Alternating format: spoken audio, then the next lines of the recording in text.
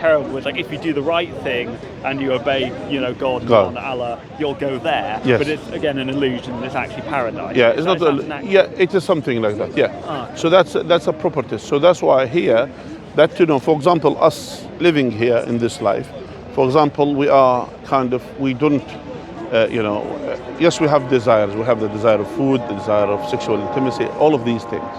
But God told us to control it, not to unleash our desire to follow whatever we want to do. It's basically to control. We're allowed to eat except those things which God prohibited. We're allowed to drink except those things which God prohibited. We're allowed as well to get married, and of course, and we're not allowed to do certain things and to commit, for example, any sexual act, other than, for example, the marriage which is recognized in Islam. So these are the things. This is a test for us in this life. So that's what God is telling us, and and the most important thing is just believing the concept of God, following the commandments of God, and following the instruction of God, and of course, in the way and methodology of His prophets and messengers, all of them, ended by Prophet Muhammad, peace be upon him. This is what we are, what we are following in this life. May I ask you, what's your faith, by the way? Do you follow any particular faith? I'm afraid I'm a disbeliever. I'm an atheist. You are an atheist? Do you believe there is no higher being whatsoever? I mean, I think when it comes to sort of questions of that sort, I think we should all exercise a certain amount of humility in terms of our certainty about things of that nature. But I have not yet been given sort of good enough reason to believe in a sort of creator deity. Shall we, for example, demonstrate few, for example, because if you wanted to use, for example, what we call it like a reasoning argument, let's say, and that's what I'm trying to focus, for example, nowadays, because I'm a mathematician, I myself, and I will use my reasoning, for example, and if there is theory to prove it's true, that theory, I shouldn't have any contradictions, basically. There are no any false example. There is no something, even if there is any single false example to that theory, that means that theory is wrong, basically. Now the question is, this universe exists. Do you believe that you exist? Yes. I think therefore I am, as Descartes would say. So you believe that we exist, yeah? And this universe exists, yeah? You are in this universe, yeah? Yes. How did this universe came into existence? So I assume what you're heading towards is the argument of contingency. Leave all of that. I'm just asking you as a person. What's your name, by the way? What's your name? Alfred. Sorry, Alfred. My name is Mohammed, by the way. Okay, Alfred. I'm not asking about what Aristotle, what this. I'm asking you, what's your concept of the existence of the universe? That's all. Well, so scientists have concluded, and I'm not a physicist, I have family members who are more interested in this and would be able to explain it better, but scientists have deduced from the evidence that there was the Big Bang that then results in the expansion of the universe. And do you accept this? I mean, as I say, I wouldn't claim to be an expert, but that is what scientists have argued based on the evidence they see it. And this doesn't deny the existence of the creator, because at the end of the day, even with the Big Bang, even with that theory, even though I disagree with that theory as a theory, but even with that theory, that is the Big Bang, so everything like singularity, yeah? Basically, the singularity theory, which is things was kind of a singular form, and then basically the Big Bang happened, and then everything came around.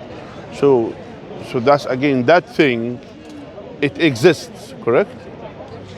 The starting point. Yeah, it existed. Yeah. So it existed. So that's here how it came into existence. Yeah. So this is the argument the argument of contingency that all things that exist, things like you and me and our parents and all the objects and plants and so on have contingent existence. This is the argument that Aristotle made, that we all exist in a contingent way. So we can only exist because we had parents. The chair can only exist because there was wood and there was a carpenter and so on. Yes. And that in order for there to not be infinite regression, there must be what he called the prime mover. The prime mover, which is the unmoved mover. Yeah, so the thing that then sets off a thing that has non-contingent existence. So this is, the argument that he made that was then, passed on to Aquinas and so on. And this is the main challenge that, an atheist will face. And essentially, and this is where kind of atheism and agnosticism sort of blur together.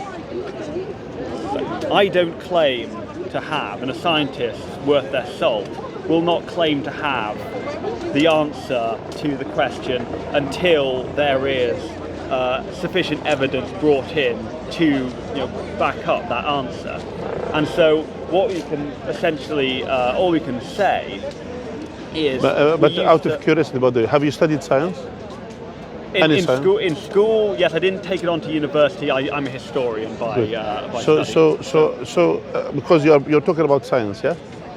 Because when someone talks about science, should have some kind of valid background. So do you have any scientific evidence confirming the Big Bang?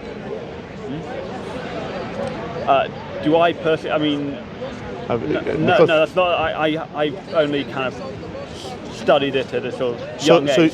So basically, you believe. It's a belief system. Now you have a belief system. It's not about science. Now you believe. Basically, you believe in the unseen. I believe in it. I don't.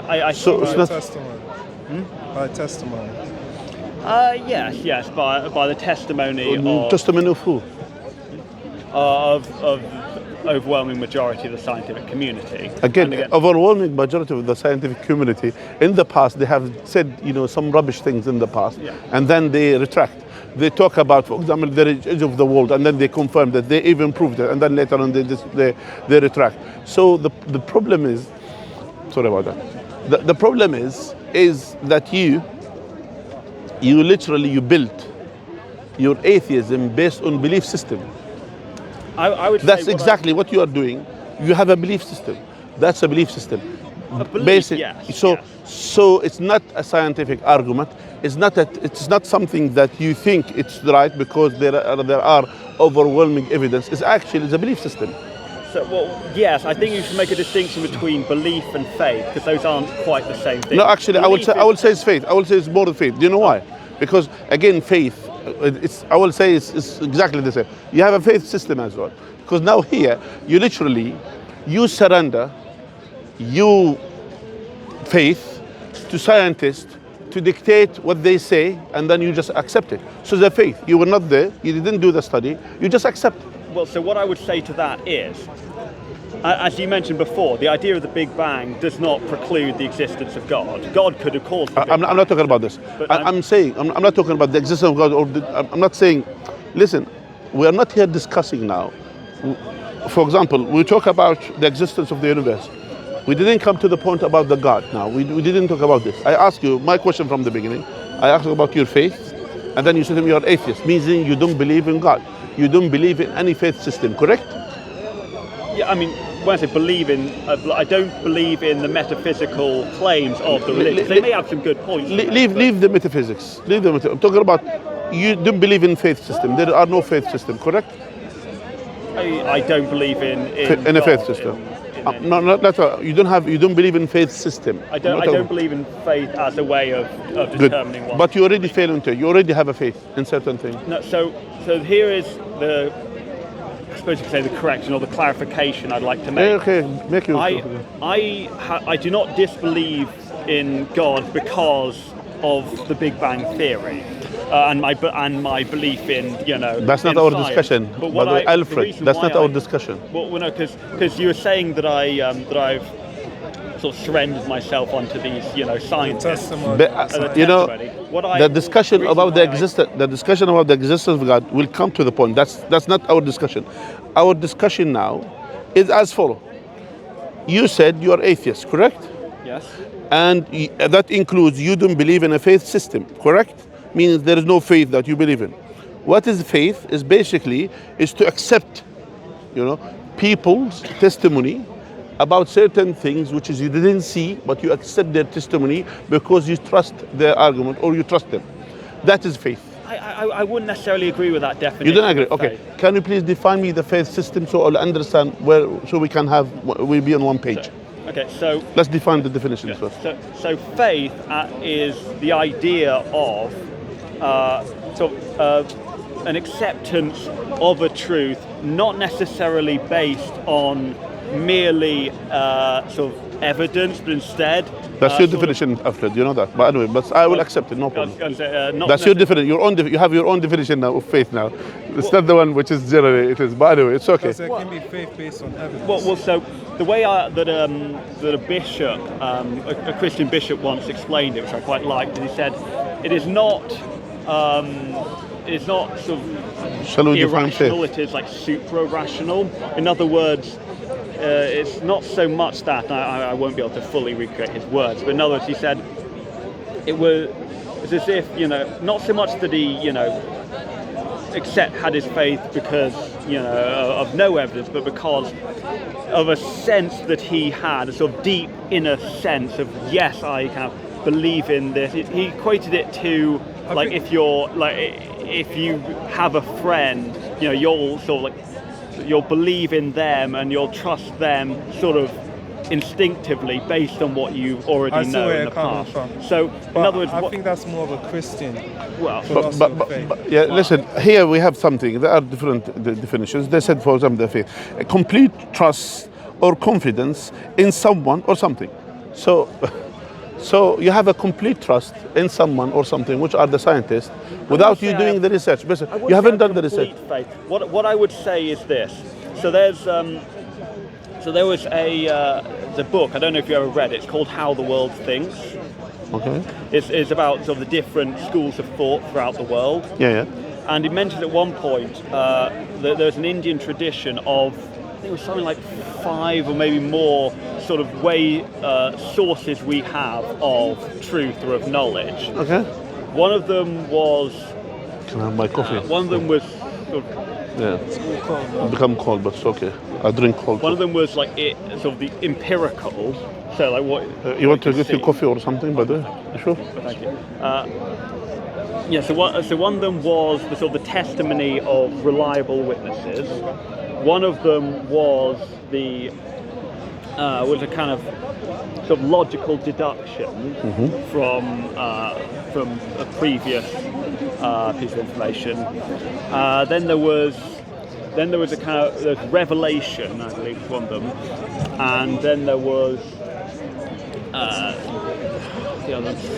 there was another one which was kind of. Alfred, we are drifting away from our discussion. So my point was, and I can't remember all the ones I mentioned, but there are various different sources that we can obtain knowledge from. So I would say the testimony of reliable or experts or witnesses is only one of them. There are several. There are no witnesses, by the way.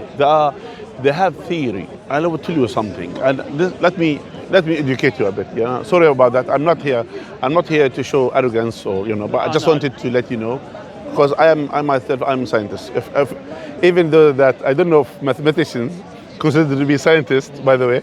But anyway, it's because in the past they used to have their own faculty. By the way, in the past they used to say they have their own way of that. So my point is, I'm a mathematician, I myself, and I have studied many of these theories. The issue is that's where maths actually clashes with science. How? Because with scientists, mathematicians, how they clash with scientists. Because mathematicians, we have these standards in terms of theories to accept a theory. When we have a theory, this theory shouldn't have any single example, any counter-example contradict that theory. And that's to accept it in mathematics, to accept a theory as a theory, we shouldn't have any counter-example. Now the problem with the scientists, they said overwhelming evidences indicate this, even though there are some examples counter it. Do you see the point? So they will say, there are some overwhelming evidences. So they will rely on overwhelming evidences, and that's what in terms of physics, then the cosmology and other things. The problem is, we're not talking about overwhelming evidences. We're talking about even these evidences that they use. All of them doesn't even reach to the level of hypothesis. There could be a hypothesis. It's an assumption. Even the Big Bang, there are no single evidence about the Big Bang. They said because what happens, because of the turn of the redness, for example, that's why they believe that the universe is expanding.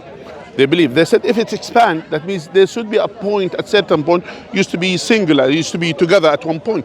That's the idea, that's how they are thinking. The problem is, to think in this way, to say there should be a single thing or a singular thing, or to be at certain point at that point, they literally have no single evidence to confirm this at all. It's just an assumption, because they said, for example, if you are how they say it, they said if you are on the other side of the ocean and you see a wave, you know, coming to the shore of the ocean, that means that wave had started at certain point. That means when you go back, that's how it is. So basically they said when you go back, that there is a starting point for it. So that's their assumption. Now, and that's why they have no clue, no evidence to say that there is a Big Bang that happened. It is an assumption. So there is no single evidence affirming this. That's our point. Let alone everything that relies on this theory, including evolution, everything that relies on this theory. Because what happened? They said, okay, this is a coincidence, because they wanted to use the coincidence. There are some coincidence that happens. How this Big Bang happens, because it was a coincidence. Then this Big Bang happens. And after this Big Bang, things evolved. And the same thing, even in terms of singularity. We know, for example, bang is a sign of destruction rather than building. And then to say these things evolved and then to be at a certain point, very condensed point, and then it evolved again, it has its own issues, it has its own problems. Let alone as well that the earth to be here, to exist at this stage and this point, and let alone as well the things to exist, that because of the existence of the water, the existence of all of these things getting together, and then in order to create the first cell, and this first cell evolved to the, for example, to multiple cell creatures, and then this multiple cell evolves over a period of time. They said give it millions of years. The problem is all of these are, you know, hypotheses. They put it just to stop a beautiful person like yourself, a beautiful historian like yourself, to stop thinking on this. They don't want you to think. Well, so in response to a couple things there. So first of all, you say that the theory of evolution relies upon the Big Bang theory, but it doesn't. The evidence for evolution, I mean, even if the Big Bang theory turned out to be wrong, the evidence for evolution wouldn't disappear. We still have, you know, the fact that you can witness, you know, the process of, you know, genetic breeding, and how we can, you know, shape, you know, plants and animals, and we can then go back to the fossil record, and you know. Even by the way, even with the fossil record, and we'll come to the point. By the way, even with this evolution, even with the fossil record. Now listen to this, Their hypothesis is as follows, What happens with all of these things? The first cell, how the first cell was created? Again, it's vague, because they can't even say the same thing about the singularity, about the universe. They couldn't explain. And then they said there could be at certain heat, at certain temperature, at certain things, lightning came, all of these things. At one point, then the first cell occurs. Let's agree on this. The question is, now this first cell, how did it realize how to survive? The first cell. So there is a first cell. You need this first cell to survive, correct? This first cell, when it occurs, how did it rely how to survive? Because you need to know as well, there are some kind of consciousness in a way or another that at least, I will not say the full consciousness, at least just to be cautious not to basically instinct, to die. At least something to survive. So it should have a pre-information.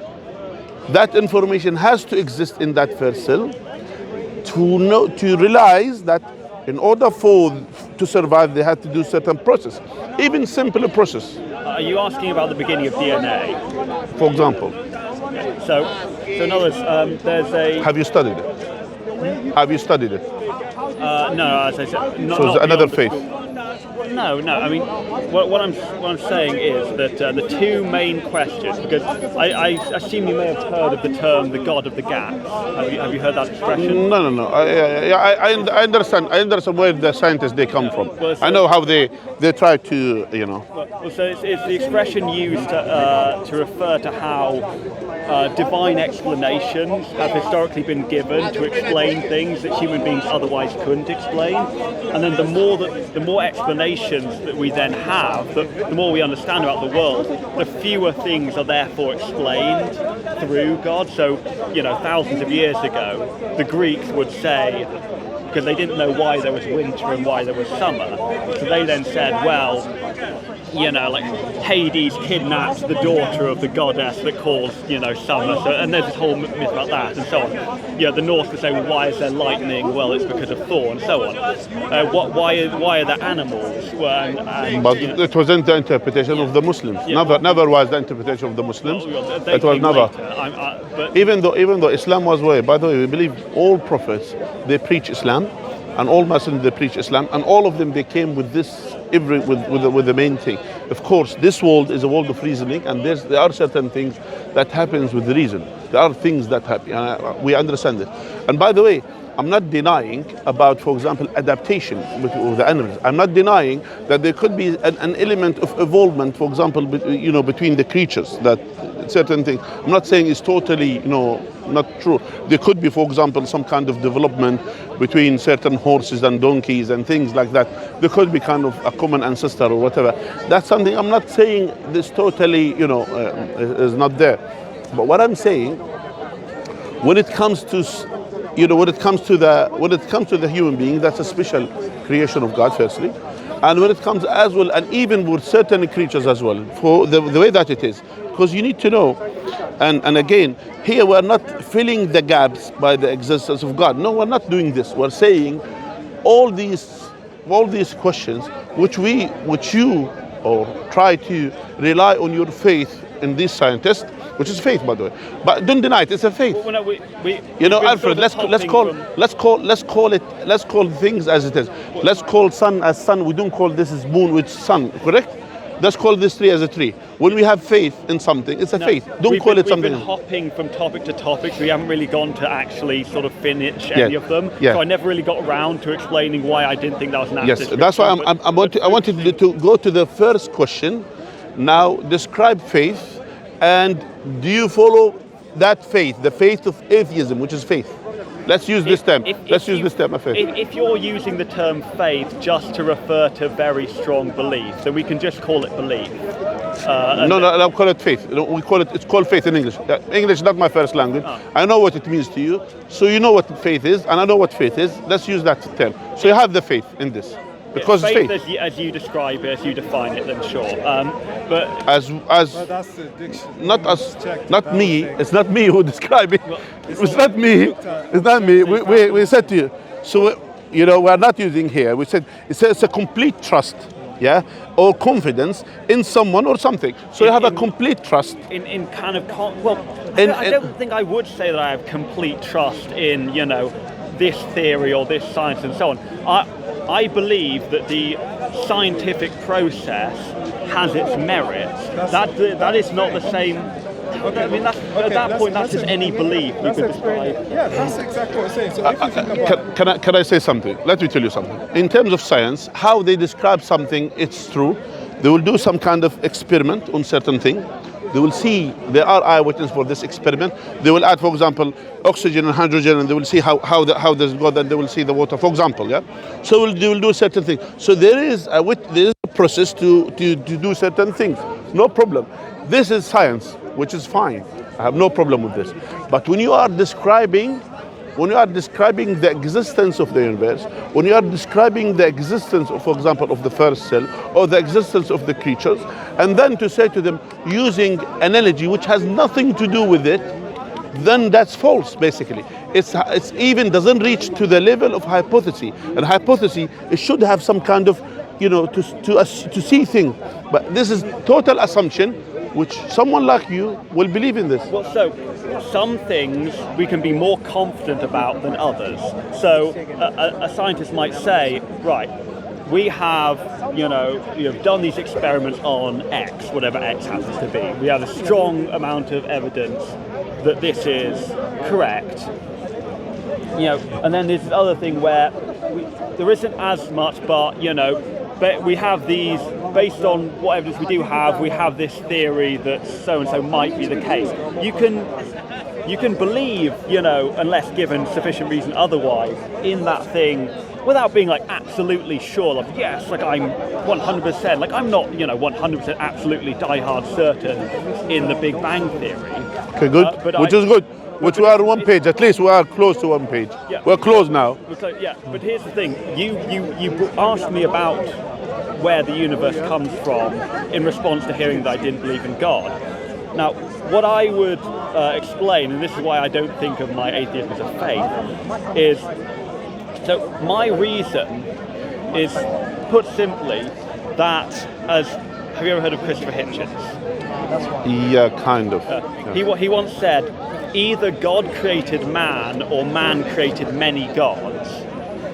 And so when you look at and I believe, by the way, that both of them are both of this is true, because God created man, true, and men as well. They created many gods. They worship other than, and those are, but not the ones who are worthy to be worshipped, which is true.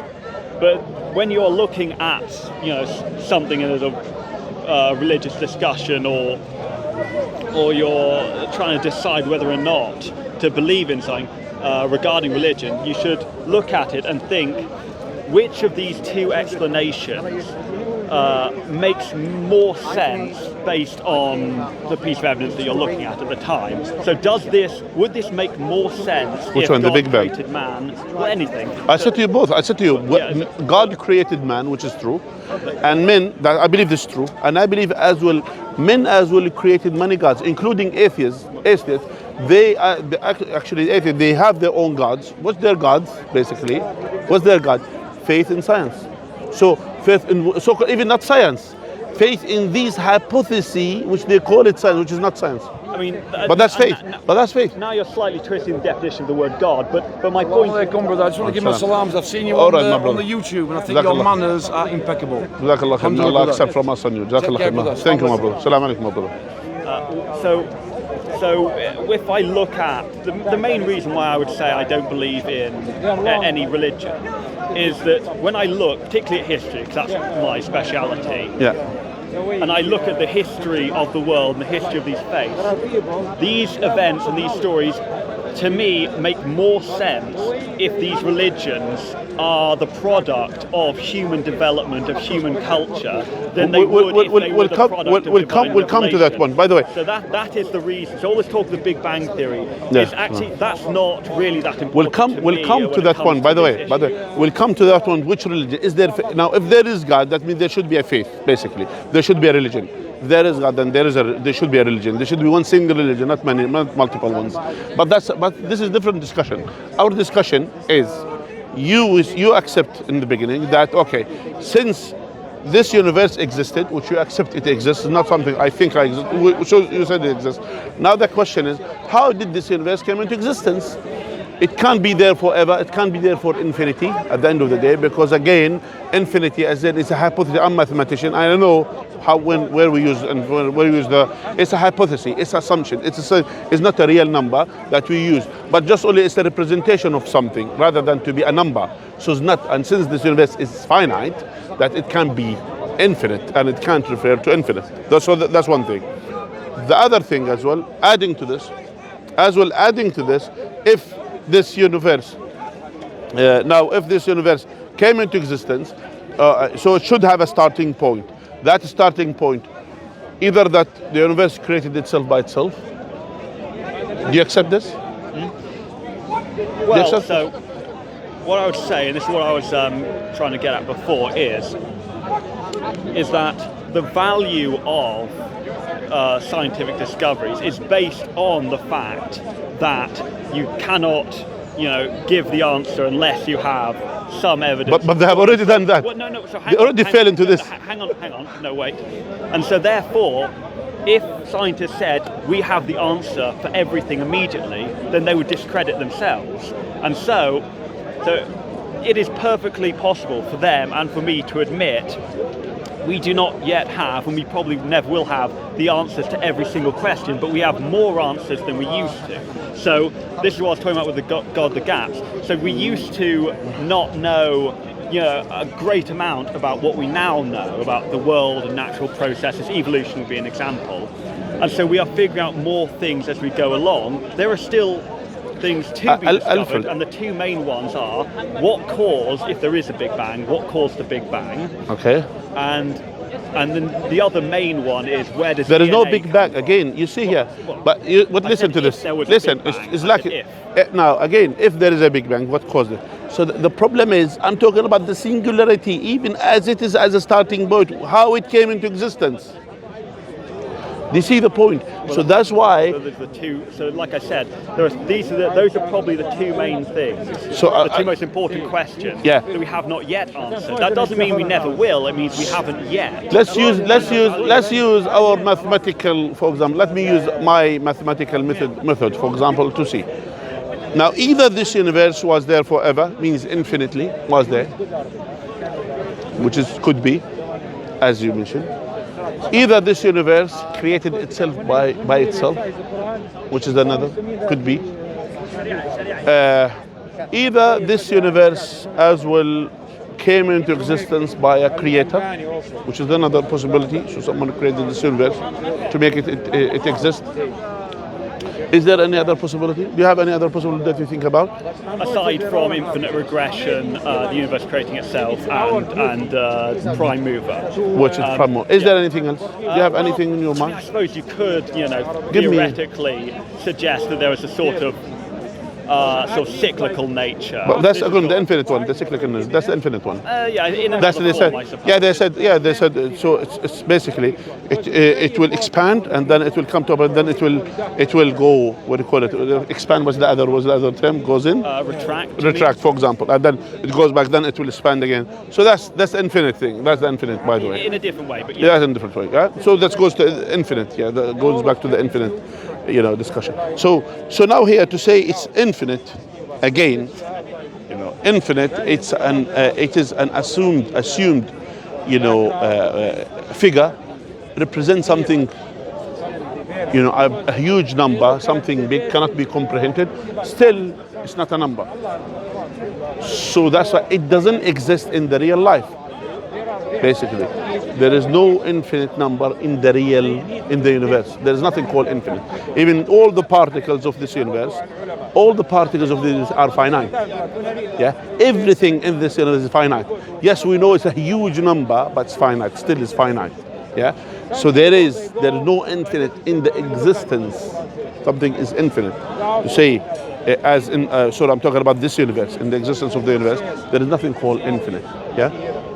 But you believe surely that in the sort of afterlife there is infinity. So it's like infinite. We'll come to the point. I'm talking about this universe. We are bounded with this universe. We are bounded with this. Like for example, for example, later on we're gonna have, maybe in the future we're gonna have our own meta life. Correct? You know what meta is? Yeah, which is invented by Facebook, and which basically we have a digital life. We have our life. We'll have a digital life inside the computers and inside. Load our consciousness. Could be, and we be there. So the thing is, still within the digital system, correct? So there are gonna be certain rulings in that system, which cannot go cross the boundaries of that system, basically. So isn't within that system, yeah. So the point is not necessarily putting this, and even just only us, just to go and to have this VR and to have these earphones and just focus on that, still within the digital system. Meaning, if someone unplugged the electricity somewhere, or the electricity is finished, then everything will collapse basically. So if there is no source of the for example, electricity in that system as a whole, my point is that. That we in this universe we live in a system that things are finite. There are nothing infinite in the system that we are living in. Yeah. So that's why to assume this universe to say was infinite or started with infinite, that again that contradicts against the very same concept about the finite universe, because still is finite.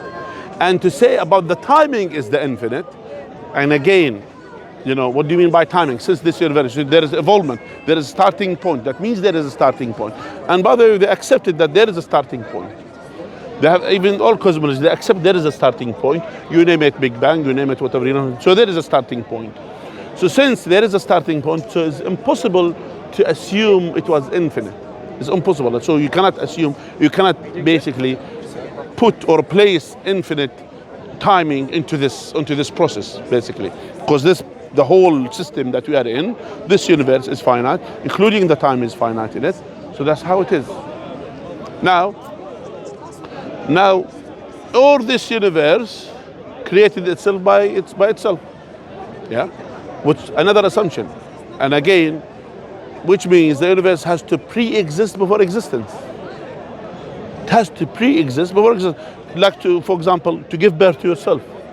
You have to be there before you are there, and then to decide to make yourself.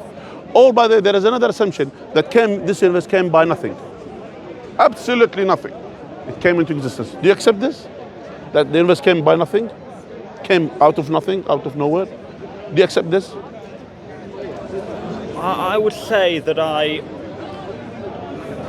don't claim to know the beginning of the universe. What I can that's say, not my question. Listen, Alfred. Well, no, but you asked me. I'm asking you. No question. Yeah, and then after we'll elaborate. I can't give it. No, I'm talking about. Listen, I'm saying. Okay, let me finish then my argument, and then you say what you wanted to say. So, or to say this universe created, or this universe came from nothing, and we know nothing means the absence of everything, including energy, including everything. Nothing. So, yeah. So that's why nothing produced nothing. And it's with the simplest reasoning, logical argument, nothing doesn't have nothing, basically. Absence of everything, yeah? So again, all this universe came into existence by a creator. And that's what we are saying, okay, actually it should be with that. Now, what's your understanding about all these arguments? And if you have a further one, you know, teach us. Well, what I would say is that there are the two main sort of stages, I suppose you could say, of religious belief. So the first one is what I suppose you could call deism, the idea of there is a creator, there is a sort of force Alfred, we're not discussing about the God, the deity. Well, just talk about the universe, how it came into existence. But these things are deeply interrelated, because this is what you're you already do believe in this. Just discuss these. If you have any other fourth argument, either you affirm one of them, or you say, I don't believe in all of them, I have something else. Or we're talking about the existence of the universe. Leave the deity and all of these things. No. Please let me explain. So the deist would say, yes, we believe that there is some kind of what Aristotle called a prime mover, something that sets off the universe, something that lays the foundations for this. Yeah. But they don't necessarily believe in, like God in being involved in the world and giving us holy books and telling us what to do and so on. And the theist, the religious person, says, actually, yes, the creator is involved and, does send down, revelation and does give us holy texts and so on, and can be, and can and should be followed and so on. Everything you have been talking about up to this point, were I to accept 100% of it, would still only lead me up to the deist stage. It would not suggest, it would not provide evidence for the second stage, which is the theist stage. And frankly, I think that is by far the more important. Good. The atheist and the deist differ only in kind of an abstract theoretical level. So you accept the deist argument? There is a higher power. It is plausible. I have not yet been given sufficient. Which means we're coming to a close. We're close now. We're close now. We are now kind of on one page. Yeah, we're kind of one page now. Now you say, here from my understanding, you are close to the deist to say there is a creator for this universe. Let's use it higher power. Yeah. So shall we agree on this? Shall we agree on this and move to the next point? Or you have any issue against this? To believe there is a higher power created this universe? I'd say I have not yet been given sort of sufficient evidence to say yes, I believe it is true. I think it could be the case, and as I said, I think it is only right for me to show a certain amount of humility in the face of a question that is this grand and this sort of beyond immediate That's good. proof. Like I will give you one example. Like if you do you live alone yourself? I live with my brother. You live with your brother. Do you have your own room? Yes, sir. Okay.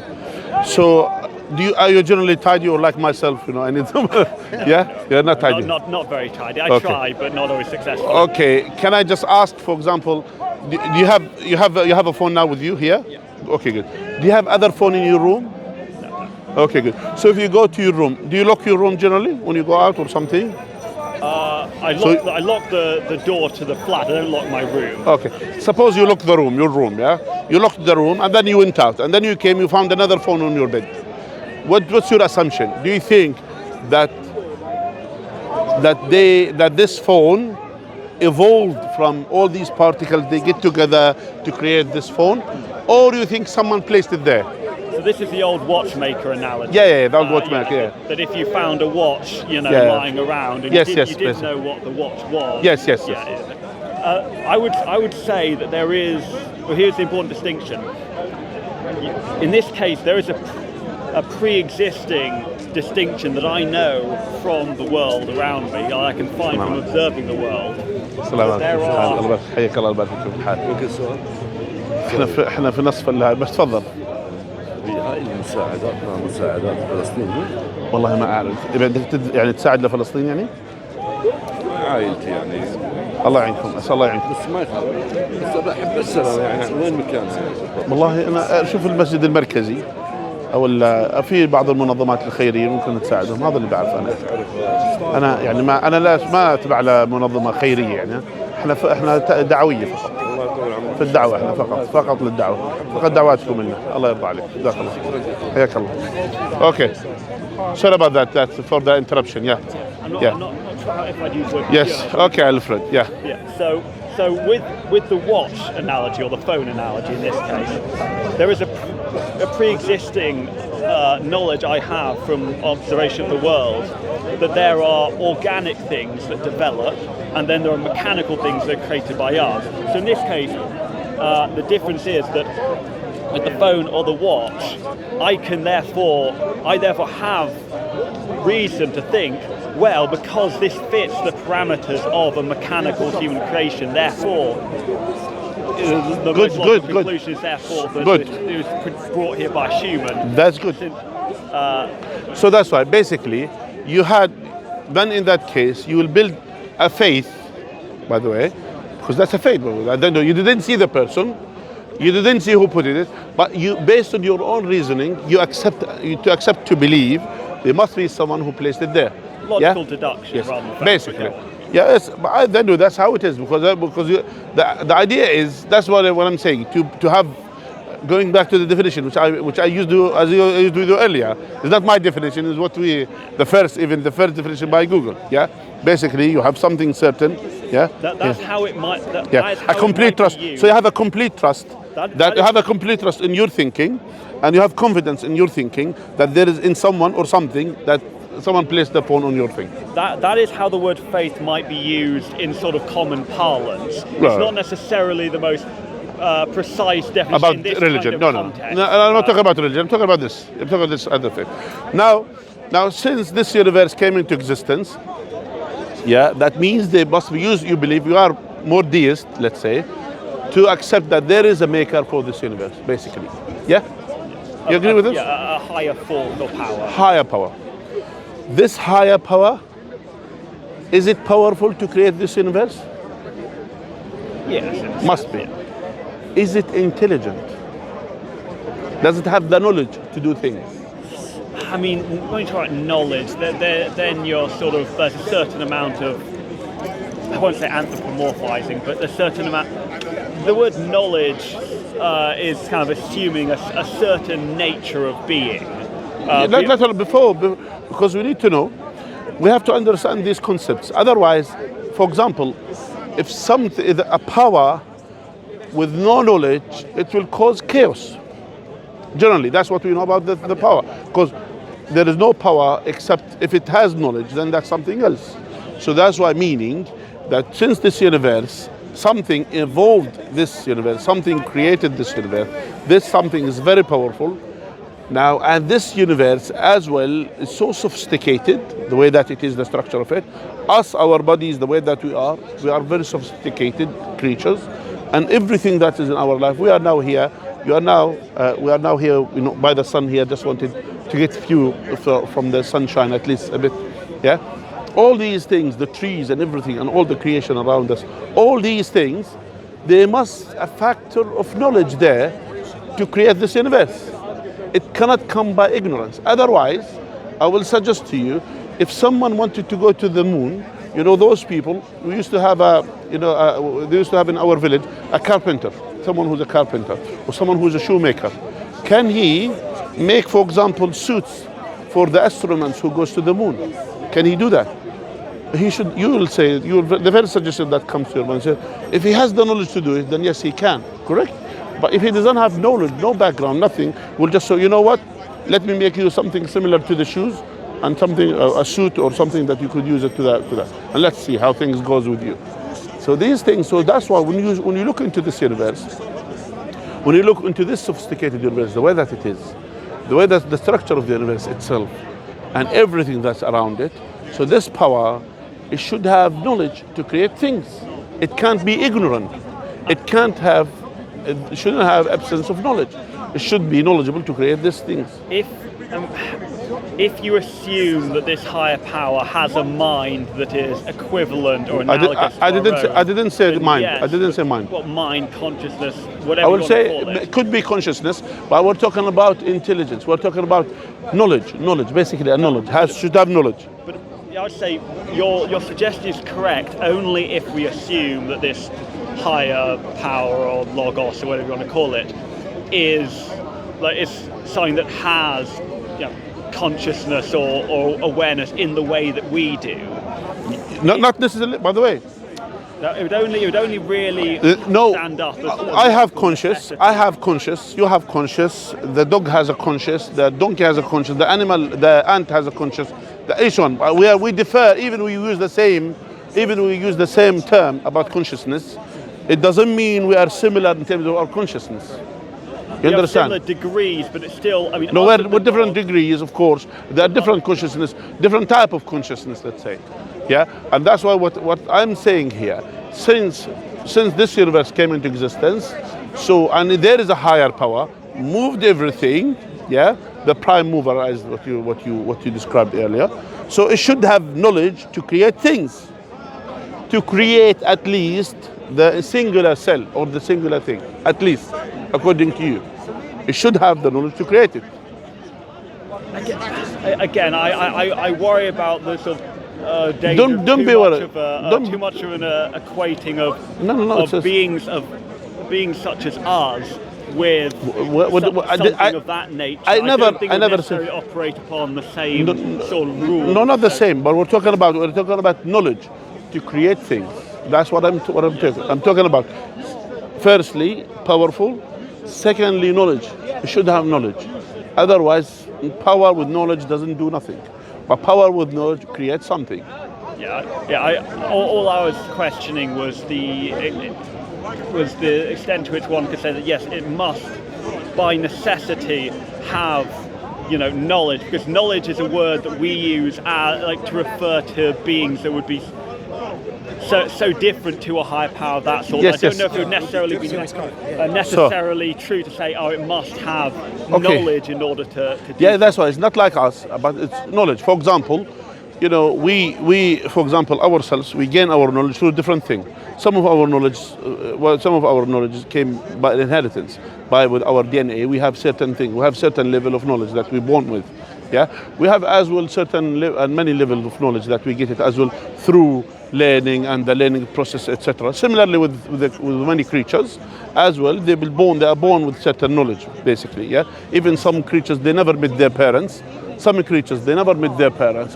As soon as they get out from their egg or from their shell, then they will have the knowledge what to do, what not to do at the first thing of their life. Yeah. Like for example, the turtles, for example, they get the mothers. They will lay the eggs in area, and then they will leave to the sea, to the open sea. So this turtle, they're born with certain things. First of all, the first thing that when they hatch from the eggs, They will go to the sea and to find food and to do things. So they are already equipped with certain knowledge, with certain level of knowledge, even before they're born. Yeah. So that's the point is. So since they're talking about the creator, we should have knowledge to create this universe. You agree? Let's accept that for the sake of argument and then move on. Okay. So since it has knowledge, this power, all powerful, and should have the knowledge to create this universe, then it should have a will to decide to do things, not to do things. So that's why when this power created this universe and it has knowledge, so it decided to create it, and it could, and this power as well could not to decide to do it. So it means that it's not something that is, like it's not just only that, like the intelligence of the computers, for example, just to do things and then they will process by itself. No, actually, to decide to do things and decide not to do things, which is the will, what we call it the will. They should have an independent will. I mean, again, this is assuming a level of. That's not assuming. That's not assuming. I mean, if there is knowledge, then there should be consciousness. I mean, if this is simply a kind of generating force that operates on a different level to the sort of material world, it doesn't necessarily follow that it must therefore have a mind and a will and make choices. I didn't say mind. I never said mind, because the computer, even the computer, they don't have not necessarily minds. You could just do things to them. They can do their different things. Even nowadays, they can do to have these decisions. If certain decisions, they can do that. Yeah, certain things.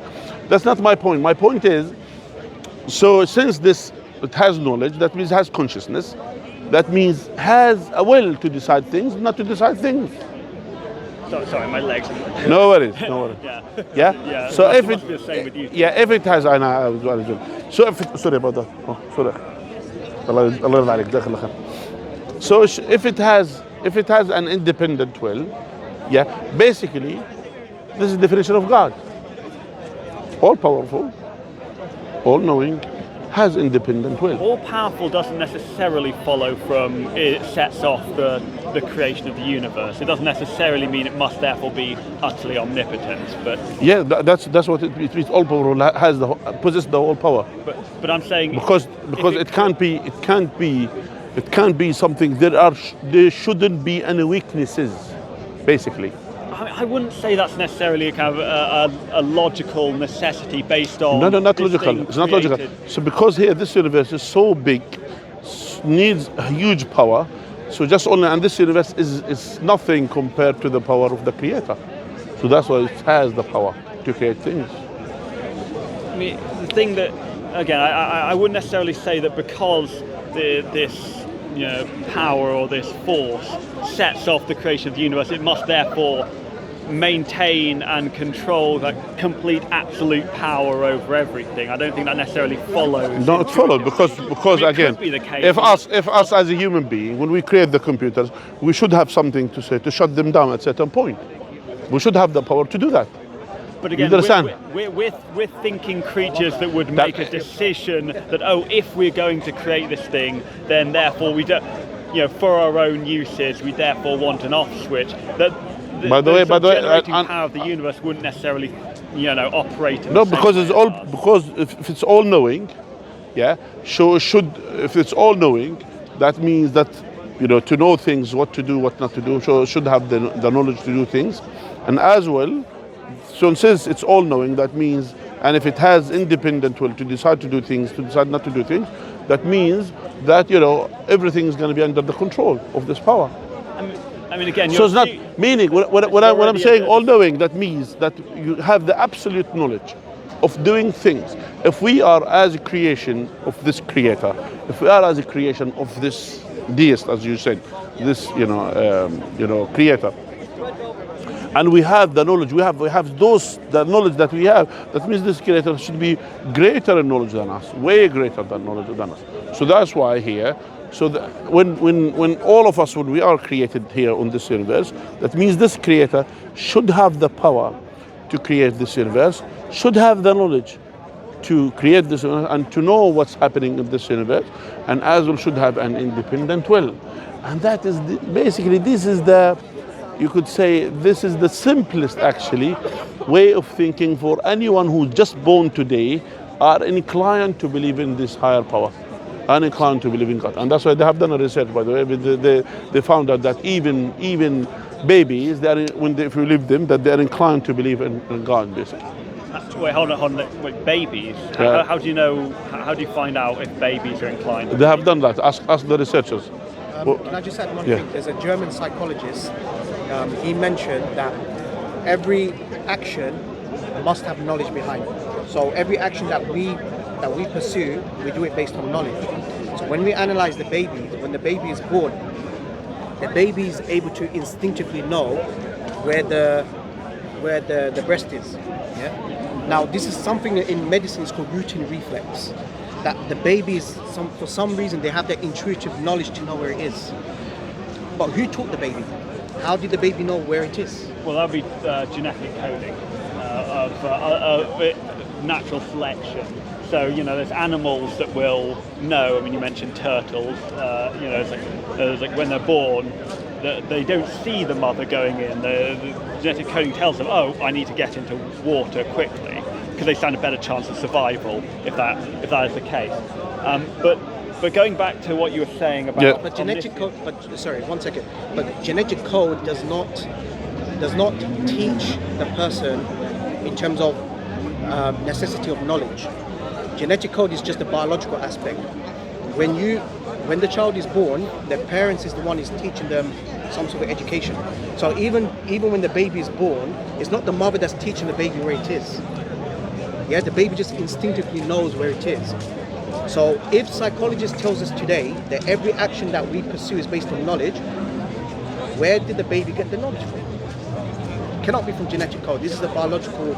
It's called nature versus nurture in psychology, right? So what you're talking about is nature. I'm talking about the nurture. Nurture meaning the environmental influence. Children are being taught by society or by their parents. But as soon as the baby is born, the baby didn't get taught. But if you're referring, when you say the baby knowing where Come, brother, it is, to the side. Come. Oh no, that's fine. Yeah. The baby knowing where it is. I mean, Every child. why is it not possible for it to be a result of genetic coding that it will see a mother and think, oh, I should, oh, that's the breast. No, they don't see. They don't see. They can't. They don't see at the firstborn. They don't see. So when you talk, so what was it you were talking about when you were discussing the baby being aware of where? No, because the baby is being aware, intuitive, instinctively where the breast is. Yes. Right. That is something that is not acquired by learning.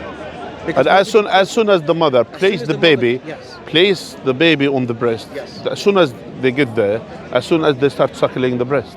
Exactly. They know exactly where it is. And they know how to suckle. Well, yeah, that makes sense. So so human beings, because our brains are so large, we require a lot longer to develop. So at the beginning, we only have basic things like that. Most animals have but the like baby, the turtles know instinctively. No, but that's later on. That's acquired by learning.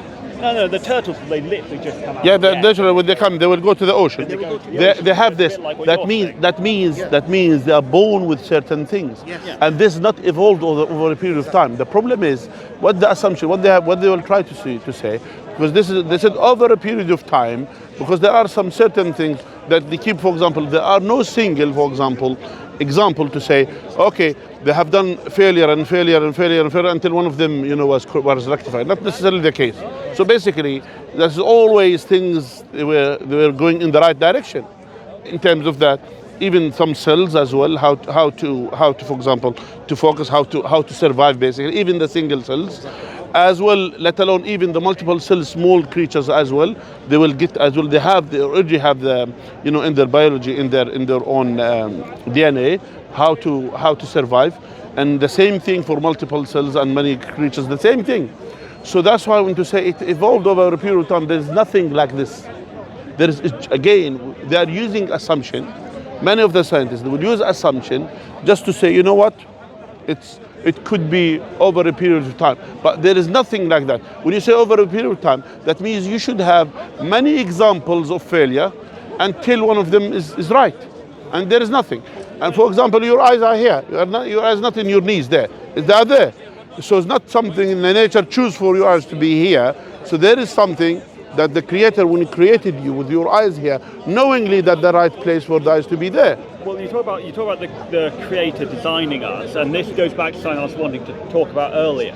So you mentioned that you were willing. This is something I've heard Muslims say before online, is that it's that they're willing to accept that animals may have developed according to natural Maybe, yeah. I will not say. Have a special sort of design and relationship with God, and God has a purpose for us. Yeah. Would you say that you don't believe that humans evolved? Not necessarily. I don't believe that the human is evolved at all. I believe that we are a special creation of God. That God that created us directly from Adam, our father, and Adam from Eve. But as well, I'm not saying for other creatures as well. There could be certain creatures that evolve from each other, but not necessarily all of them. So there could be, as I mentioned to you, there could be one ancestor for the donkeys and the horses. There could be that. Yeah, I have no issues. I have no issues against that. Yeah. For example, or to say between the canine, for example, there could be one thing. I don't know. There could be. I'm not saying it's not. It's definitely not. But again, when it comes as well to the human being, yeah, God has created them as, directly, with certain level of knowledge, with certain level of understanding, and as well God made them as well sense the same thing. If they are someone with larger brain, as you mentioned, with different, for example, with a different will, not just only if our purpose just only eating and drinking and reproduction. It's actually animals, they do better job than us. At least they don't cause pollution, they don't cause war, they don't do all of that. But us, we do all of this, and that means we have our consciousness is different than the other animals. So that's why when we are deciding certain things, our decision as well could have an impact to everything around us. Well, so the reason why I mention, the reason why I came back to the idea of evolution with humans and with animals is that if humans, if Homo sapiens did not evolve and we were created as is, a sort of unique species by God, why have we found the remains of these previous human species that were similar to us but different, and increasingly different as you go back in time?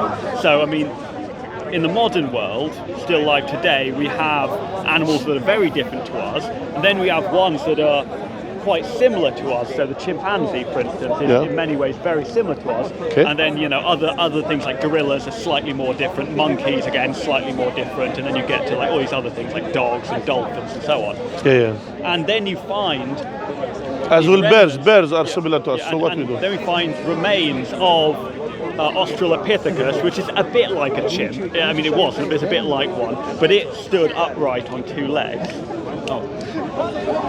Okay. It stood upright on two legs, and then you have a collection of other species that we found the remains of. So we found Homo habilis, which again is quite like an ape but more intelligent. They were able to use stone tools. This assumption. Carry on. Who said that? Is there an eyewitness that they witnessed them to use tools? Well, they would have. Homo habilis. We would have found fossils of them. They have with their tools. They were on fossils with their tools. I mean, I'd have to go back to the book that I. The book read never said it. So on, that's why you read. I would say specifically it was that. Alfred, I think you're a good historian, but you're not a good scientist. Can we just go back to the foundation of science? Well, no, hang on a second, because I want to finish this point, which is you say that we were created as we are. We were not. We were not evolved, and yet, if that's true, and if a religion, let's say Islam, is true, why is it then that we found evidence for the evolution of man, of all these different hominid, let's say, and then eventually human species, leading up to Erectus, which is quite like us, but slightly smaller brain. The Neanderthals, again, shorter, a bit different to us, but quite similar. Can I just respond? Sorry, why would Allah not mention these things in the Quran or anything else, or why is this not in any other religious text? And are these not signs that we have evolved? I think it goes back to the foundation of science, because there's a difference between theoretical science and established science. So if we go by the bare definition of the scientific method, it's basically a collection of data that is repeated, observed, and experimented, right? Darwinian evolution falls in the category of theoretical science, not established science. Yes. Why? Because you cannot go back 65 million years ago, whatever the case, you cannot observe and test and repeat, right? Now there's something called established science, meaning anything that passes scientific method is established science. For example, if you can test under the laboratory bacteria, yeah? That's not a theory, that's a fact, right? It's established science. Big Bang theory and Darwinian evolution is based on theoretical science. Now, what do scientists say regarding theoretical science?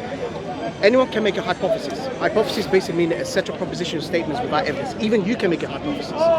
But however, it becomes a theory when there's overwhelming evidence. But however, if it's a theoretical realm, it can only provide you the best explanation, but it's open to wrong. It's only provisional. So even if, for the sake of argument, you believe in Darwinian evolution, in the next 1,500 years, according to scientists, because it falls in the realm of theoretical science, there could be evidence that is contrary. Theoretically speaking, yes, it could be. The same thing with what you said. These things that they found, and by the way, even they said there is always missing. There are many gaps, major gaps.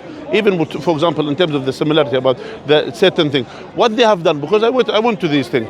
You'll find few bones here and there, yes. And then they said this is the continuation of the bone. Who told you that? Yeah, can I also address this? How is that? You mentioned that how come there are evidences that suggest of Darwinian evolution?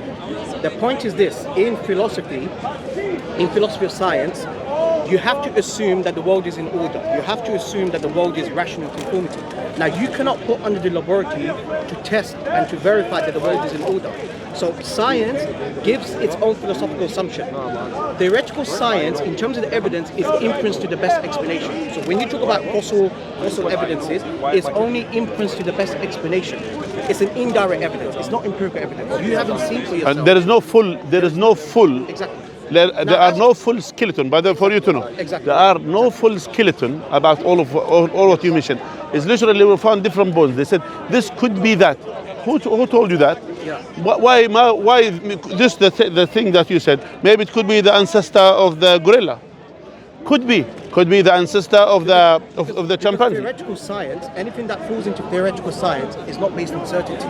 It can only provide the best explanation, but it's provisional to truth. Yes, but I would say that you shouldn't allow the perfect to be the enemy of the good. So just because you cannot know, and this is something that scientists have said that yeah, like it's not a good idea to say yes, I'm 100% certain in this or that. But you do this. But this is what you're doing. Can I just say one thing? Hang on a second. Sure. Even if you're not 100% certain, because you think, well, theoretically, someone in the future might find evidence that contradicts this, you go with the explanation that is the most likely, that has the most evidence, rather than saying, like, well, I'll accept no conclusions because I can't be 100% certain. So, I mean, but hang on, but scientists do give the conclusion. Scientists do give the conclusion that Darwinian evolution is the best explanation. Which you accept now, which you faithfully follow. There is very strong evidence for it. They only give you inference to the best explanation. Inference to the best explanation meaning you can assume that it happens, but it can be. There is no explanation. There is no scientific explanation. There is no It's only theoretical science. It's only theoretical. It's not evidence scientific. Evidence to say it is the case. No, there is evidence. I mean, it's not like it could be. It's not the same as saying. I mean, just because I say, like, theoretically new evidence might be discovered, that doesn't mean that the evidence that already has been discovered doesn't exist. Regardless, and it doesn't mean you can't make my friend Alfred, try to understand. When you are, again, what we are saying, you are using these assumptions. Yeah, these assumptions. What you said, you brought me these examples. You said that could be this more standing or more sitting or more this. Actually, in the past, they used to say by theory, they said there must be the human in the past. They must have a larger larger brain. That's in the past. They said this because they said because in order for them, and they used to say even this argument, basically that one, the ancient human being, they should have larger brain, larger skull. In order for them, they can do different things in their life, and as well, if you give them computer of nowadays, they will be able to use the computers. Correct. And then later on, they said, no, hold on a second, not necessarily larger, it's actually the other way around. It's happened many times. So you see here, I'm talking about in 40 years, in less than 40 years, this been changed in 40 years. And I remember a documentary, I used to watch it in the past. They used to say, oh, our ancestors, they should have a larger brain. They should have larger skull. They have this. And then later on they said, no, hold on a second. Not necessarily the case. They should have a smaller brain because the things that they do is less than the things that we do now. So we evolved, our brain evolved and become bigger compared to our bodies, for example, because of the things, what we do. And then they contradict with the gorilla. They have a larger brain compared to their bodies. And then you see these contradictions. So when it comes to evolution, when it comes to one creature going to the next creature, for example, they say it was single cell, then it evolved into like fish, then it came into land, then it became a mammal, then it became human. The process of evolution requires transformation of the DNA, right? Genetic mutation. Transformation of the DNA through radiation. But when radiation hits the DNA, it damages it. It doesn't produce new information. For a monkey to become a human, you need to change the DNA, right? You need to change the DNA of the monkey for it to become a human. So like when Hiroshima got bombed by the Americans, there was people that suffered from radiation sickness. But it didn't cause them to develop wings, it caused them to have deformed fingers. That's a good point that you Fingers made. to be deformed, disfigured. It didn't create new information within the DNA. It just swaps it around, it corrupts it, and causes deformation of the body. It doesn't create new information to turn one creature to another creature. Well, look, By the way, the point is, the brother, he was talking about something again, because that's the assumption about the evolvement. By the way, they say because there must be something, there must be under certain radiation, certain things made the DNA to develop in a way in order to make another creatures. That's what he was talking. And again, all of these things again, we came to the point to say there are no scientific evidence affirming that we have a common ancestor between us and the apes. There is no scientific evidence. you don't regard the fossils that we have. Which fossils? Do you have a full one? But you're making in my possession? No. Is there full one exist? Well, I mean, I'd have to look up to be absolutely certain there isn't like a single rib missing from one of them. But the point. No. It's actually the other way around. They have part of a jaw. And part of it, they said that's it. Some are more complete than others. Sometimes they'll say, well, we found like a couple bones, and we think that therefore this might be a slightly different type of dinosaur, and so on. And by the way, but there are as well in the past, in the past, by the way, and they have done it. They have done a research, by the way. One of the scientific magazine, by the way, it was led by one actually corrupt guy from England here. What he did, he went to chimpanzees, gorilla bones, they collected them together, burned them, do certain things, and put, what's his name? I forget his name. Scientist? One scientist here in England. And then he made the research. I think maybe Brian Cox. So what happened? Literally brought different bones together. They made one kind of skeleton. Yeah, and then put them under pressure and burn, etc. Burn them, and then brought them. This is the ancestor. And then they did the research here and went through. And then later on, actually, one of the people who literally tested the bones, and then they found actually it is not the truth.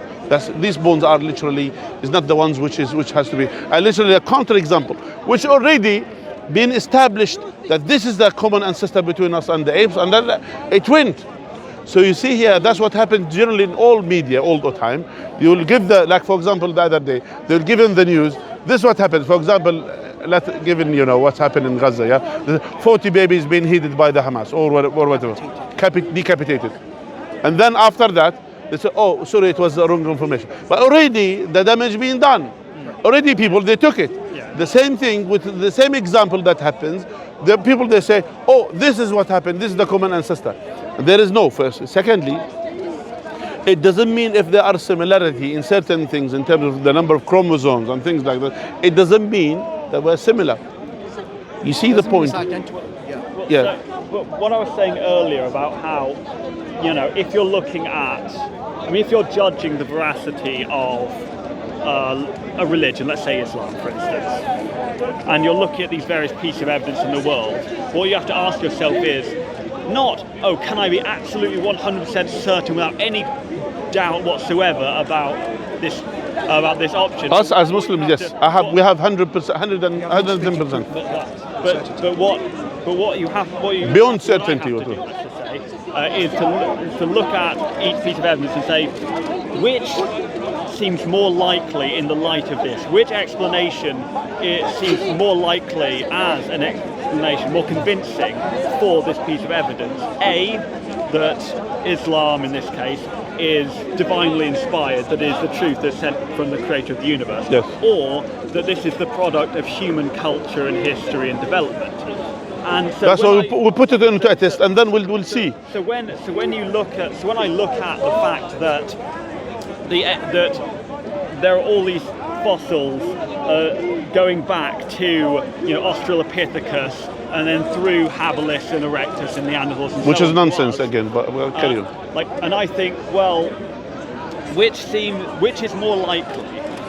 A, that Allah creates the universe and sets off, all these events and is responsible for creating all the natural world, and creates the Quran to give to humans, and mentions all these various things, but chooses not to mention, either in this book or in any revelation he gave previously, chose not to reveal the fact that we're only one of several human species that have existed. That seems like a very important thing to mention, and he doesn't choose to mention that there's been all these billions of years and millions of years of evolution. He doesn't mention. There are certain things mentioned in the Quran. No. I will tell you something. There is no point to mention, because these are our assumptions. What you are using. You are using your assumption, and you want God to talk about these assumptions. The problem is these assumptions, which you said, the habilis and these ones, those are assumptions. Do you understand what's the meaning of that? It is an assumption. Maybe 50 years down the line, all of these theories are going to be demolished. It's not going to be there. They're going to be debunked, maybe in 50 years' time. Because it's theoretical science. It's not factual science, not fact. It's not based on facts. It's based on because again, when they found portion of bones here and there, this is not necessarily it is the creature that we think. It's drawn in the mind of the people, and people they draw it, and then they make someone who's a historian who has nothing to do with science to accept it and to believe this. But again, and you have nothing to do with science. But it's not the same to say that something that theoretically could be new evidence. That's not the same as saying, and therefore the evidence we do have isn't worth believing. Might be the point. So that's not the same thing as saying, because God is true. For us, God is true. It's not open to correction. Right, that is faith, exactly. That is which faith. is you have. No, but that's the difference between what we're saying. I feel you've been a victim of scientism. Yes. I believe science has become like a dogmatic belief, which has never been the case. It's a recent phenomenon. Let's respect what science can offer. Theoretical science, established science. Whatever established science, we as Muslims have got no problem to accept. Theoretical science, we have the right to say we don't need to believe. Why? Because you even made it admission is not uncertainty. So now you are imposing your probabilistic model onto us. Now, secondly, you mentioned about where is the certainty of revelation? This is where the Sheikh, inshallah, he can provide you proofs that if Prophet Mohammed, peace be upon him, is the final prophet, is the messenger of Allah, then based upon his testimony, everything that is mentioned in the Quran has to be true. So this is so you were talking earlier about faith, and you were saying that I have faith. What we've reached. Yeah, we have faith. Is the distinction.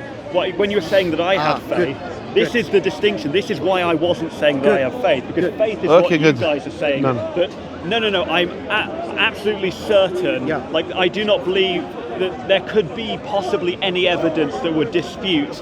There is no evidence that I accept could be introduced that would refute my faith. That is the difference between what you are saying and what I'm saying, which is I follow the evidence. Good. The evidence says at the moment it is I doubt that new evidence will come in that will refute this, but it is at least theoretically possible. And if the evidence changes, I will shift my belief based on the evidence. So that is the distinction. The difference between you and us, your faith is based on probability. Our faith is based on certainty. Now, what you're doing is you're imposing your probabilistic model onto us, which is not fair. We're on a level of certainty, you're on a level of doubt, but yet on your level of doubt, you're imposing us to say, well, how come most likely? No, this is not fair. And I will tell you.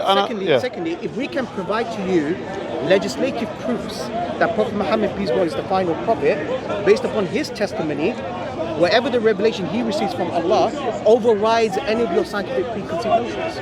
So does that make sense? Yes, but this conversation began when we were I was asking a question about Islam, and you asked me, like, what is your religion? I said, because this is the primary, and so then you started, discussing with me the reasons why you thought I should become a believer. So this is me explaining why I don't have. No, by the way, I didn't say to you should don't know. I didn't say. Exactly. I never said this. I never said this. I'm not imposing. I'm giving the explanation for why I do not have you're trying No. You're trying to cast your you're trying to cast your doubts onto us. But we as Muslims, we have the right to not believe in what you're saying. I'm not trying to force my And as well, the same thing. By the way, did I say to you, why don't you believe in Islam? At any statement. Correct. Did I say that to you? No, not in those words. Did I say to you, what you should believe in God? Did I say this to you? No, but you're making arguments in favour of the existence. I understand, but so I'm not imposing. So I'm saying. I didn't say you were imposing upon me. You just said now, just in a minute. I said that I am not imposing on you. Okay. Now let's think about. Let's go back to the point. For example, as I said to you, our evidence is based on what we believe. Is not just assumptions. It's not theories. It's not scientific theories. It's based on facts. So things that we know, we believe are facts. Yeah. Now, there are certain things. For example, and one of the proofs that about the existence of God, one of the proofs about the prophethood of Muhammad, peace be upon him, is the Quran. The Quran, which I advise you to read and to study it and to understand the Quran from Quranic perspective. And as well, one suggestion for you, go into the journey. There is a philosopher, actually. He is a well-known, respected figure in America, mathematician, and he used to be the head of atheist society, by the way, in one of the universities. His name is Jeffrey Lang. Yeah, have you heard about him? No. My advice to you, just read about him, just to know his journey to Islam. Basically, when he studied the Quran, he had all of these. What you said, he went through it. And then he came to this conclusion, okay, now he said the Quran is a book. When you read it, when you understand the details of the Quran, you will be in one of the two options. To assume this book doesn't exist as if you never heard about it and just move on in your life. And if you know this book exists and it's fact, that means you have to accept what it has. So this is the dilemma that he went through. And that's Jeffrey Lang, is one of those people. He's a professor, an academic person, and eventually he accepted Islam after studying the Quran. Now, one of the things, this is what we are giving you today. My family has a copy, but you could have, that's yours. You don't have the family, that's family. So, for example, one of the things about the Quran, that there are certain, what we call it, real facts in the Quran, not necessarily scientific facts. Those are facts in the Quran, mentioned in the Quran. Now, I will give you a few examples, and then you think about it. What do you think the knowledge of the people 1400 years ago about cosmology? The knowledge, rudimentary. I mean, not non-existent, but lesser. Let's say. What do you mean? Like, give us detail. Do you think they know about the details, the stars? The stars are millions of years away from us. All of these things. Do you think they have the idea about that? I mean, some knowledge. No. Not. I mean, again, you're a historian. You should know better. Well, I don't. I think I don't have omniscience. So the level of cosmology amongst pre-Islamic Arabian tribes is not one of the parts of history I've studied. No, I'm not talking about the pre-Arabian. I'm talking about even Greek ones. Oh. I mean, I know a bit about that. So they had some even knowledge of the stars and of the planets, but they didn't have the same amount of knowledge as us. Would they know that we know that recently that they discovered that those stars are millions of light years away from us, yes? Yeah? And as well, we recently discovered that this universe is expanding again, which is fact, no problem. And that's why, if this affirmed in the Quran, which was revealed 1400 years ago, which God has said, for example, that I will not make an oath by the positions of the stars, and it's a great oath, but you are not yet aware of it. So God is addressing those people at that time. You're not yet aware of the position of the stars. Yeah, people at that time used to think position means directions. That's the knowledge that they have. But now, when you look into the star in the night, after the light depart from the star, and until it hits your eyes, it takes millions of years. So at this moment, when you are seeing the star, that star is not there. That star became into a black hole, or can be moved from that because of the expansion of the universe. Meaning that God is saying in the Quran, basically when you are staring at the star in the night, you are seeing the position of the stars when the light departed from it millions of years ago. Who taught Muhammad, peace be upon him, the illiterate man who was unable to read and write 1400 years ago, who was known that he never lied, he was never a liar, he was trustworthy amongst everyone knows, and someone who is a respected figure, and yet even his enemies testify for him that he is a trustworthy person, and yet he will say this, and he said, this is not information I brought from myself, this information came to me from God. Now tell me.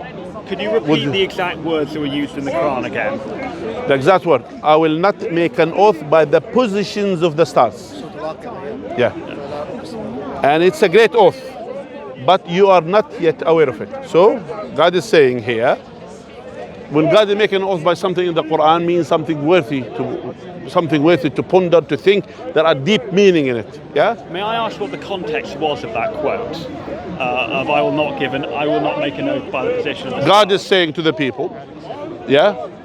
God is saying to the people, I will not make an oath. When God making an oath by something in the Quran, that's something worthy for us to ponder. And we are not allowed to make an oath by other than God. And God is entitled to make an oath by one of His creation. Yeah.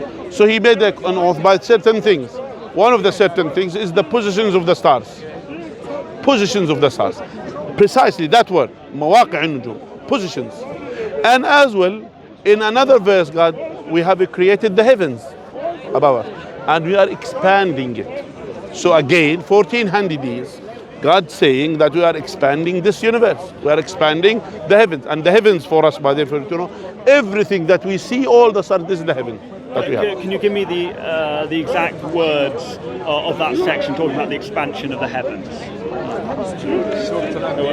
Surah Al-Anbiya, verse. Surah 51, ayah. 1 second. 47. Yeah. Surah Dariyat.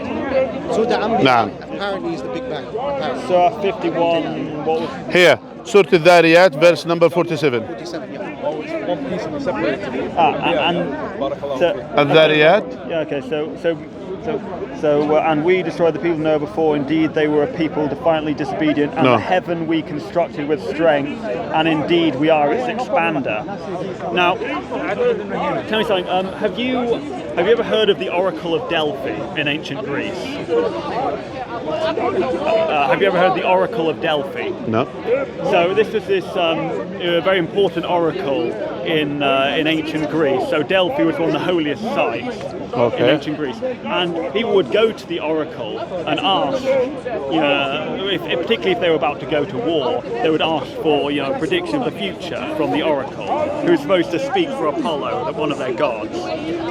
And the oracle has become sort of infamous for the fact that these predictions that are supposed to have been given, whether or not these stories are true is perhaps another question, but in these stories, the predictions that the oracle gives, they often come true, but they're often worded in a way that's sufficiently vague that multiple different options can then, if they happen, can then be interpreted as a fulfillment of the prophecy. So, for instance, a man is about to go to war. By the way, but that's not the case here. Here, that's totally that we say. You are bringing different examples. We're not talking about certain things, and then God will predict certain things. If it happens, then it's true. If it didn't happen, not necessarily. We're not talking about this. We're talking about things which is proven that this is something that's true in real life, and that God affirmed it 1400 years ago to an illiterate man who was unable to read and write. Yes. So those are totally different things. No, but the reason why I mention it is that we are looking back more than 1,000 years later with all these discoveries, and we then look back at this, and so these then quite vague references to expanding the heavens can then be interpreted as, oh, this is in reference to the fact that according to Big Bang Theory, the universe was initially very small and then is But again, I don't believe in the Big Bang Theory, but that's not my point. Yeah, and we look at the other one was. By the way, the Quran is not just these two examples. The Quran has many. For example, God has said, okay, let's say this is vague. Yeah, okay, let's agree. Maybe it's vague. Now the question is, do you think the people, they are aware what is happening deep in the bottom of the ocean 1400 years ago? Depends what it is at the bottom of the ocean you're referring to, but they wouldn't have had detailed knowledge. They wouldn't have details. Would they know that there is deep in the ocean, there is something there that's happening? Would they know or not? Something happening. Like I will tell you, for example, certain things, specific things. Is there a possibility? I mean, before going to the submarines and these things, is there a possibility? It depends how specific you're talking. I will come to the point, the specific ones. But my point is, do you think there is a probability? Not that they would have had detailed and very accurate knowledge of a lot of specifics. General things that they would have been able to Good, that's fine. I assume you have an example. So God has said, those who are away from the guidance of God, like someone deep in the bottom of the ocean. Above him there is a wave. Above the wave there is another wave. Above the sea there is a cloud. Even if he took his hand out of his pocket, he will be unable to see it. Darkness upon darkness. And whoever God doesn't show him the guidance, which means the light, will be in misguidance. So here, God is describing certain type of darkness. Not normal darkness, certain type. We know when the sunlight comes, which we discovered again recently, and if it's a cloudy weather, that the 40% of the light will be reflected back. And then 60% will go through, roughly a rough number, a rough figure. Now, if there is people, everyone observe the surface waves of the sea, no problem. There are surface waves of the sea. What does the wave does to the light? It breaks the light, yeah? And that's another scientific, which we'll call it fact. So the waves of the surface of the sea breaks the light. Everyone observed this, no problem. Now we recently discovered deep in the ocean there are other types of waves travels in a different direction than the surface waves, which is there. They are called the sea current, and the sea current as well travels by waves. As well, they found as well in certain oceans there is as well two layers of the sea. So there is above there is a one you could say the above one layer, and there is in the bottom there is another with different condensity, with different, for example, in terms of minerals, etc. And they found like another type, yeah, and that's internal waves inside in the ocean travels in another direction. Whatever remains from that light, it will be broken by the underneath, which is again discovered recently when they invented the submarine and they went inside and then they found something that is the waves. And deep in the ocean is absence of light, pitch dark. I would argue that it's a fairly reasonable thing to assume that if you're at the bottom of a deep ocean and there's clouds above the that is not the fact I'm talking about. I'm talking about the layers of the waves. But again, I would say, so what I was saying before is that we are looking back after... No, we're not looking, we're looking now, not back. We're looking now. But can you let me finish? And by the way, the Muslims believe this, they are under the ocean, there is another waves, deep there, they believe this, it exists, without them discovering it. Right. So what I was trying to say. So it's is not looking back. Well, no. So this is a detailed argument. This is not assumption or could be right or wrong. This is a detailed one. I've let you speak. Can you let me give my response? So when we in the 21st century are reading the Quran in this case, with all the sort of modern knowledge and all the discoveries, and if a person who believes that this is true, and believes this is divine revelation, is reading through these various passages, we can then see a fairly sort of vague reference. That's not vague. What I told you is vague. Please talk about that. That's not vague. No, hold on. 2 layers of the waves is not vague. Can you please let me finish? So a reference like, I will not make an oath upon the location of the stars, and we can then, you as a Muslim can then look back at it and say, oh, this is proof that he knew that. I'm talking about the waves. Please, let's discuss the waves. But I didn't get. That's clear. That could be. You could say. I will say. I will give you the credit. That could be the position of the stars. Could be away, even though, which for us, this is an overwhelming. I will say. Let's use your own argument. Huh? Yeah, which is an overwhelming as well. Evidence is for us to believe this is true, because here we're talking about the position of the stars. And God is not addressing what does it mean. He said to the people at that time, you are not yet aware of it yet. You people here, you are not yet aware. Meaning there could be a time people will be aware of it. That is the miracle of it. Yeah, the miracle of it is saying addressing those people. They know what's the position. They know this direction here and there.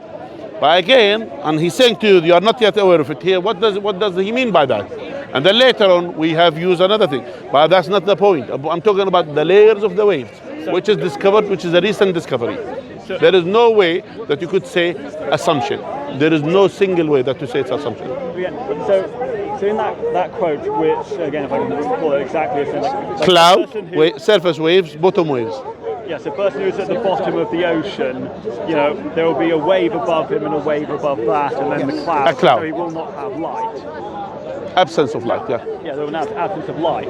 Now, I would argue that if I'm an Arab living 1,000 years ago in the Arab desert, which is not aware of the ocean even. We can assume they would have known that the ocean exists, even if you're not living right next to it. Yeah, but so yeah. I would argue that as an Arab, you could argue all the time. You could argue, but the issue is, what's our argument? Did Muhammad mention anything about oceans? What is the point? By the way. But based on the quote you gave me, the point seems to be making use of a metaphor to explain why you should follow God and shouldn't be a disbeliever. No, I didn't say that. Listen, what you said here, basically, you are thinking in a wrong way, in a wrong direction. I will tell you why. Because you think when you are arguing back, for example, and you see something which is clearly evidence, you try to find a loophole to say this is wrong. That's one thing. The other problem with you are thinking we are here to say to you, you have to accept Islam based on this argument. Who told you that? We're saying to you, for you just to open your eyes and mind, for there could be something true which you propose initially, which you to investigate, and then after that you come back. And I'm asking you, go to the Jeffrey Lang journey, see what he said, see his work, just study that, just think what he said, and study the Quran and come back. That's all. We have to go to pray now. We have to go to pray. Oh, okay, nice talking to you. Okay, so do you say assalamu alaikum when you leave, or is that just when you say hello? Yeah, whenever, at a time, you can say. All right. You're Mohammed and Abdullah. Nice to meet you. All right, look after yourself. Don't forget. Take care, yeah? Have a good evening. Yeah. All right, look after yourself. What's your name? Alf. Alfred. Alf. All right. Oh, I thought it was Alfie. Rayhan. All right, look after yourself, Alfred. Alfred. It's not short by that much. It's like what it was. Read the Quran, Alfred. Read the Quran and come back, yeah? Have a good read about it. May Allah guide you. Is it, may I ask where this footage goes? I don't know. Is it See, like a YouTube channel? yeah, different channels. Anyway, may Allah guide you, Alfred. All right, bye. Brother, I need to go to pray. I don't know how to put it. We can just hold on to it. Huh? I was just saying we can hold on to it. I don't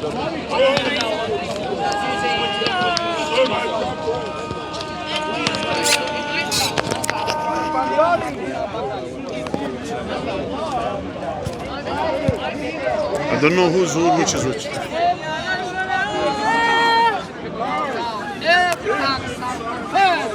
Lord Jesus Christ.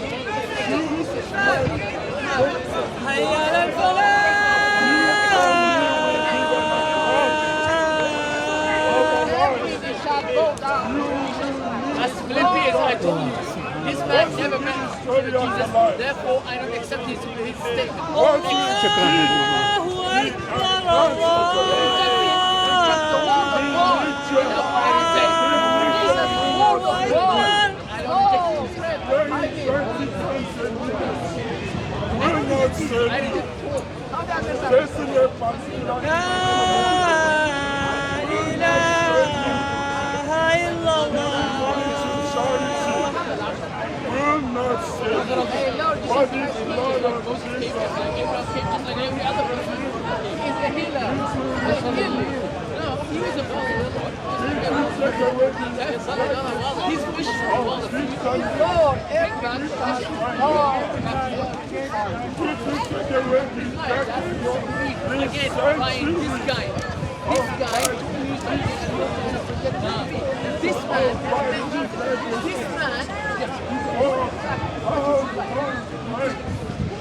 Will we continue to divide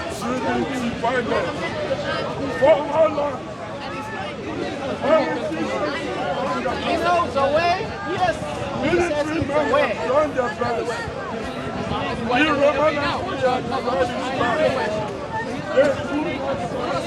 It's the way. It's the destination. It's the way. Where is the train? This is all. Here's the destination. Jesus can bring peace. Only Jesus is the way.